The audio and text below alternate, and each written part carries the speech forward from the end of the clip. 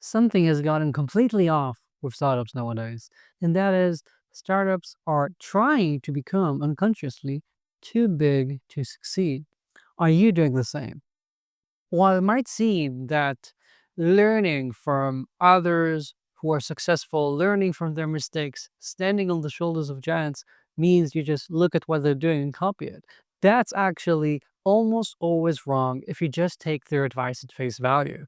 You have to realize that what these startups are doing does not necessarily map to what you ought to be doing right now. Let's make sure you're not making the same mistakes and also learning from theirs. Oh, by the way, I'm Aviv Ben-Yosef. I've been helping startups throughout the globe for over a decade now, and what I'm going to be sharing is based on my experience having worked with all of these startups. And I'm hoping that we can give you a little experience boost. Even if you haven't been through these things yourself, you can now learn from their mistakes without making a different one. So, what am I talking about when I'm referring to this too big to succeed? We all have heard about being too big to fail. However, you are not. You will take quite a while to reach too big to fail. However, it's very easy to be too big for your own good benefit. That's because when we look at how startups have changed, how the industry has changed over the last few years, startups have started to grow way too fast. And even when I talk to founders who cannot explain to me why it is that they have to grow this fast, why do they have to have all of these people in the company? What they usually say is, that's what everyone's doing. They don't really understand it. They don't grok why they're doing what they're doing, which is the first sign that you're just, going through the motions, trying to mimic someone else without realizing what you ought to be doing. Yes, there's a bunch of great advice that you can learn from Apple and all the old stories about Silicon Valley and yeah, from more mature startups all around. However, if you just look at what Stripe's doing and try to do it yourself, you're in for a bad time. And that's because what they're doing will not work for a startup that's just getting started, for a startup that's still scaling up, for a startup that's before product market fit. In each of those situations, you need to be treating things differently and not pretend that you're way more mature than you are. It's a bit like those engineers who try and copy things out of Google's playbooks and try to do everything like that, which ends up really complexifying the entire company needlessly. Like companies that have like an order of magnitude more microservices than they have engineers. And that just makes everything so complex. Making any change requires understanding so many moving parts that you cannot do anything. However, while you might notice immediately that what I'm saying makes sense, you might not notice that you're doing the same types of mistakes when it comes to your organization. And that's what we'll be talking about. Well, too big to fail is about growing too fast and too much as a startup. Now, if you look at all the companies that have gone through layoffs, all the startups that have gone through layoffs in the past couple of years, maybe you're one of them. I have talked to dozens of founders in this position, and you know what they told me? Essentially, none of them really saw it coming till it all of a sudden was there. They had to do it, or they had this lingering feeling all along that they were doing something wrong. However, essentially, no one told me that, no, we saw it becoming an issue. Either they weren't aware of it till they were, or they knew all along they were doing something wrong. And the reason this is wrong, and the reason that so many of these startups allow themselves to grow this fast and then had to lay off, it's because they put in too much dead weight. And I'm not meaning anything bad about those people they hired. I'm talking about the fact that startups ought to be agile. Not agile just like, agile in Kanban and Scrum and extreme programming, but just agile as in having the ability to move fast, to be flexible. And you know how you maintain your agility? Yeah, you can keep on going to yoga endlessly, which of course helps, but it's a lot easier if you're just in better shape. If you don't put on a lot of excess weight, that immediately makes everything easier to remain agile. And when startups try to grow too fast, they essentially are making themselves slow, rigid, and that means that they're essentially shooting their own feet because they're taking away one of the biggest advantages small startups have.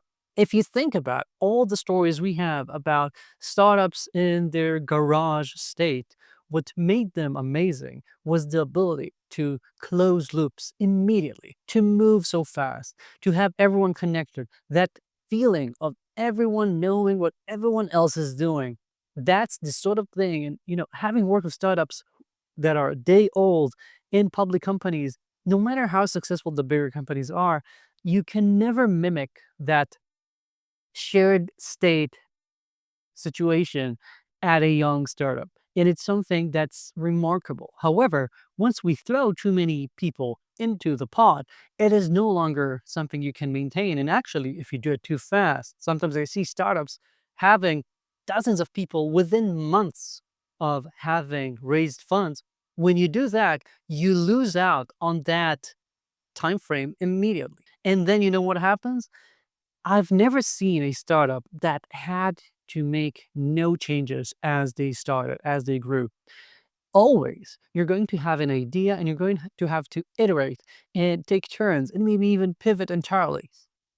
To do that, you have to be able to shift what people are doing fast. When you have all of these people in the company, especially before product market fit, what you end up doing is making it, first of all, incredibly hard to take those turns. And second, also, you really lower the odds of you noticing these turns when is the right moment to do that because you're just so busy. You have all of these people, and you know what you have to do? You have to think what they're going to be doing. You have to give them titles. You have to create career ladders. You have to think about what HR will be doing with them. I'm all about it. You can check all of my other videos. I think that once you have these people, you owe it to them to help them grow. However, if you bring all these people way too early, that weight is going to bog you down. And when you'll have to make these transitions, you'll end up either doing them too late, not leaning into the transition enough because, for example, oh, we no longer need a mobile app after this pivot, but we have half a dozen mobile engineers. What are we going to do with them? We'll just maintain that. That's dead weight because all of a sudden product have to think about more things that aren't priorities. You're paying money for people you don't really need and you're letting them waste their careers doing things that don't matter. All of those things are not just hypotheticals. These are things that I see regularly. I see this happen once a month at least. A startup has grown too fast, needs to change things, and because of all of their past decisions, they're stuck. They're moving way too slowly. Instead, I want you to have one takeaway from this video, and that is being small is actually your unfair advantage. The big companies, they have their own advantages. Don't get me wrong. However, you have something they actually envy being small, having the ability to switch lanes so fast, not being bogged down by regulation and all of your people and all of the processes. If you're trying to mimic them, you're essentially losing your one unfair advantage just for show, just to feel like you're in the bigger leagues. You'll get there eventually, but don't do it prematurely. So, when you're thinking about your team, when you're thinking about how you're going to be growing, about your processes, about whether we need a dedicated team for that or someone dedicated to do this, err on the side of simplicity and being small. Worst case scenario, it's going to be a bit tough and you realize you need to grow. Doing it the other way around is a lot harder because once you have these people, we're human. You're not gonna tell them, okay, bye-bye, the second you realize you made a mistake.